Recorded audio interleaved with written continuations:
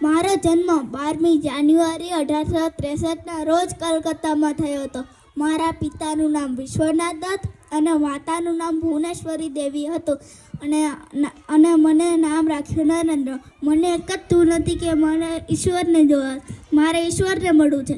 આ માટે આનો જવાબ આપનાર સદગુરુ મળ્યા છે રામકૃષ્ણ પરમહંસ, જેમણે અમને જીવનનું સાચું જ્ઞાન આપ્યું અને અમને સ્વામી વિવેકાનંદ નામ આપ્યું. 1893માં અમેરિકાના શિકાગોમાં વિશ્વ ધર્મનું પરિષદ યોજાઈ હતી.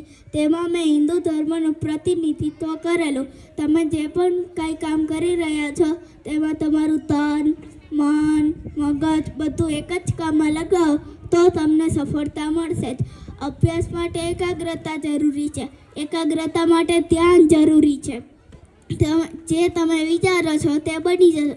જો તમે પોતાને નબળા સમજો છો તો તમે નબળા બની જશો. જો તમે પોતાને તાકાતવાર વિચારો છો તો તાકાતવાર બની જશો. ઉઠો, બહાદુર અને મજબૂત બનો. આપણે એવું ક્યારેય ન વિચારવું જોઈએ આપણામાં કંઈ અશક્ય છે. માટે યુવાનો ઉઠો, જાગો અને ધ્યેય પ્રાપ્ત સુધી મંડ્યા રહો. જય ભારત, જય હિન્દ.